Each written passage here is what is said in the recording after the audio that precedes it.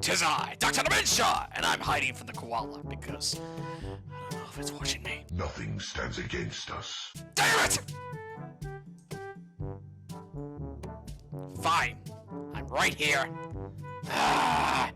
Can't do anything about it now, but whatever at this point. Time for another Quickie. Let's talk about another promo card that's been made available. So, today's Quickie is going to be on the promo card released in March of 2009, Black Market. Black Market costs 3 to purchase, plus 2 coin.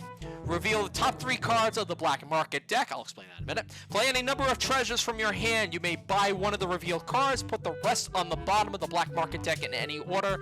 The setup requires making a Black Market deck out of the different unused Kingdom cards. Now, there's a lot to take in. First off, this is a very unique promo card in the fact that if you play the online version, while all the other promo cards are in packs, Black Market is sold separately. I think that's a funny thing here.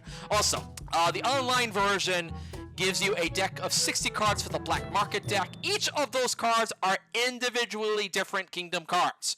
So, basically, it is one of every different card, and believe me, with the number of expansions we're going to go into, that is a viable possibility. This is also one of the first action cards that allows you to buy a card during the action phase, just because of its effect there, revealing those coin. Now, this opens up chaos, and you basically, in the online version, you won't know what is chosen until you start going through the cards.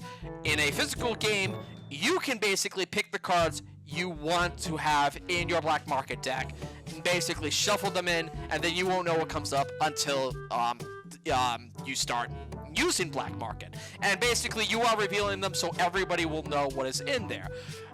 There could be anything. And I mean anything, which means in cases of cards from Alchemy, that means potions are going to be made available to you, and there are other cards that require setup themselves, so it might make the Kingdom Supply pile look like a fucking buffet table at a Golden Corral. Be that as it may, you can even play the treasure cards without buying a card, and that's going to be useful for another reason in a moment.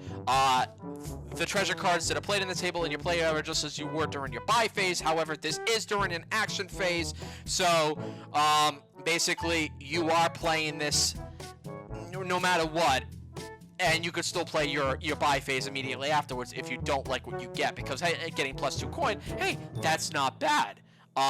And, you know, there is a very well possibility, maybe, that you could reach the end of the Black Market deck, and hey, no more Black Market cards, but you could still get the plus 2 from it. So, for 3 costs, not bad. It is definitely better than a silver. And this is good for the early game, mid game, late game. Be that as it may, however, villagers, good to pull off in. If you can create your own, engine using these Black Market cards, go for it. God, there's a lot of different cards you could work with here. Believe it or not, Vineyard is a very excellent card because of all of these unique action cards that may just work well perfectly. One of the best synergies for this card, believe it or not, is Tactician, because Black Market will let you play Tactician afterwards, and you still have coin available to buy. Therefore, you will be able to enjoy a full turn using Black Market and getting your coin already before playing Tactician, and then setting up for the next turn. So even if you don't buy and play Tactician from the Black Market deck, you can still buy normally, and it makes it look, it makes it freaking absolutely gorgeous. Library and Minion are also good after playing Treasure, so this works out well for.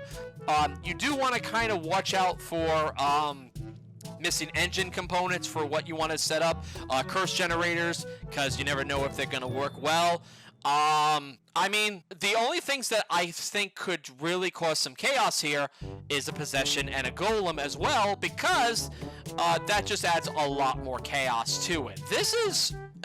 I could go into more detail, but this card is so random that basically every game can be different with Black Market. And the fact that the online version gives you a 60-card Black Market deck that could basically go from any of the expansions that are made available, your setup is going to be so nuts. You're going to need to know what's what in that black market deck to know what you need.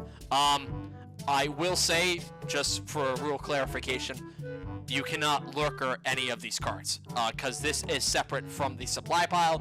This is its own deck, and it's not part of that supply unless you use black market's effects. So you can't actually trash and gain those cards, which also makes it so that if you ended up getting something like Embargo, it's probably going to stay in there because it basically a one-time use. But if you want a lot of fun, and you don't like what's on the supply piles, black market's going to be your best option. Again, if you really want to take advantage of this, go early game. Definitely don't go late game. You could go mid game if the engine is starting to stall really badly for you, and you can just see what's in there, because sky's the limit. And that's it for this Quickie. Thank you. Like, comment, subscribe. Twitch, Twitter. Key thanks. Adios. Bye.